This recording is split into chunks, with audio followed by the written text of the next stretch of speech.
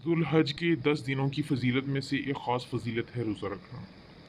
نویں تاریخ کا روزہ رکھنا تو سنت ہے، لیکن اگر پہلے 8 دن کے روزے بھی رکھ لیے جائیں تو بہت ہی بہترین ہے۔ سال بھر میں جو آپ نے روزے رکھنے ہیں ان میں سے یہ افضل ہو جائیں گے۔ روزہ جہنم سے بچنے کا ایک ذریعہ ہے، گناہوں سے ڈھال ہے، گناہوں کا کفارہ بھی ہے۔ ایک دن کے روزے کا اجر کیا ہے؟ ابو سعید خضری کہتے ہیں کہ میں نے رسول اللہ صلی اللہ علیہ وآلہ وسلم کو یہ فرماتے ہوئے سنا کہ جو شخص اللہ کی راہ میں ایک دن کا روزہ رکھے گا تو اللہ پاک اس کے چہرے کو 70 سال کی مسافت کے برابر آگ سے دور کر دے گا، یعنی وہ انسان جہنم سے اتنا دور ہو جائے گا۔ لیکن خاص طور پر یہ عرفہ کا روزہ غیر حاجی کے لیے ہے، حاجی کے لیے نہیں ہے، حاجی نہیں رکھتا عرفہ کا روزہ۔ عرفہ کے دن کا روزہ جو کہ سنت ہے، یہ بہت بڑی غنیمت ہے، یہ 2 سال کے گناہوں کا کفارہ بن جاتا ہے۔ ابو قتادہ کہتے ہیں کہ ایک آدمی آپ صلی اللہ علیہ وآلہ وسلم کی خدمت میں حاضر ہوا اور پوچھا، آپ کس طرح روزہ رکھتے ہیں؟ اس بات سے رسول اللہ صلی اللہ علیہ وآلہ وسلم کچھ غصے میں آ گئے۔ تو حضرت عمر رضی اللہ تعالی عنہ نے آپ کا غصہ دیکھا تو کہنے لگے، ہم اللہ کے رب ہونے، اسلام کے دین ہونے اور محمد صلی اللہ علیہ وآلہ وسلم کے نبی ہونے پر راضی ہیں۔ ہم اللہ کے غصے سے اور اس کے رسول کے غصے سے اللہ کی پناہ میں آتے ہیں۔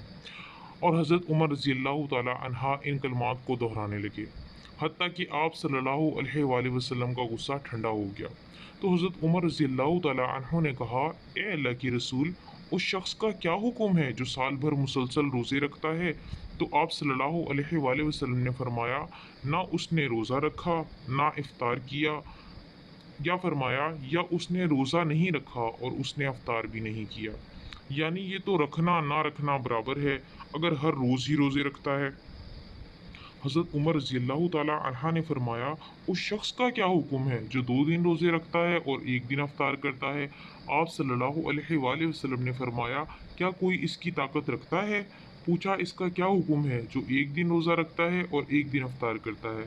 فرمایا، یہ داؤد علیہ السلام کا روزہ ہے۔ انہوں نے فرمایا، اس آدمی کا کیا حکم ہے جو ایک دن روزے رکھتا ہے اور 2 دن افطار کرتا ہے؟ آپ صلی اللہ علیہ وآلہ وسلم نے فرمایا، مجھے پسند ہے کہ مجھے اس سے طاقت مل جاتی ہے، یعنی ایک دن روزے رکھے اور 2 دن افطار کرے۔ پھر آپ صلی اللہ علیہ وآلہ وسلم نے فرمایا، ہر مہینے کے 3 روزے اور ایک رمضان کے روزوں سے لے کر دوسرے رمضان کے روزے تک یہ عمل سارے سال کے روزوں کے برابر ہے۔ یعنی اگر کوئی شخص ایک رمضان سے دوسرے رمضان تک ہر مہینے 3 روزے رکھتا ہے تو گویا وہ پورے سال کے روزے سے رہا ہے، پورے سال روزے سے ہی رہا ہے۔ اور عرفہ کے دن کا روزہ میں اللہ تعالیٰ سے امید رکھتا ہوں کہ پچھلے سال کے گناہوں کا کفارہ بن جائے گا اور اگلے سال کے گناہوں کا بھی۔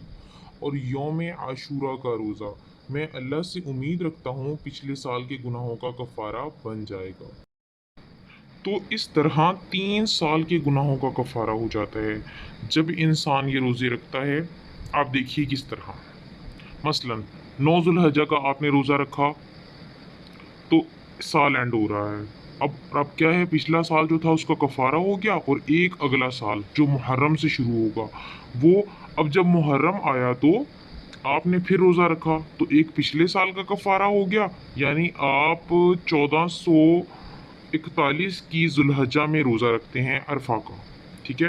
تو اس سے آپ کے پچھلے سال کے گناہ اور اگلے سال کے گناہ معاف ہو گئے، 1440 کے بھی ہو گئے اور 1442 کے بھی ہو گئے، ٹھیک ہے؟ اب جو محرم آئے گا تو پچھلے ایک سال کے گناہ معاف ہو جائیں گے، تو وہ کون سے ہو جائیں گے؟ 1441 کے۔ تو اس طرح 1440 کے گناہ بھی معاف ہو گئے، 1441 کے بھی ہو گئے اور 1442 کے بھی ہو گئے۔ اب جو ہے کتنا فائدہ ہے ان روزوں کے رکھنے کا اور کتنا اجر ہے؟ تھوڑی سی ہمت، تھوڑی سی محنت، تھوڑی سی پلاننگ، پھر یہ ہے اگر 9 ذوالحجہ کا روزہ رکھنا ہو تو نیت رات سے ہی کر لینی چاہیے، ٹھیک ہے، تاکہ کامل اجر مل جائے اور اس میں کوئی کمی نہ ہو۔ تو گھر والوں کو بھی اس دن کا روزہ رکھوانا چاہیے، اپنے اہل و عیال کو بھی رکھوانا چاہیے، اپنے بچوں کو۔ اچھا، سعید بن جبیر کہا کرتے ہیں، سعید بن جبیر کہا کرتے تھے، اپنے غلاموں کو بھی جگا دیا کرو کہ وہ یوم عرفہ کا روزہ رکھ لیں، اور پھر نیت کیا ہونی چاہیے؟ کہ اللہ تعالیٰ اس سے میرے گناہ معاف کر دے.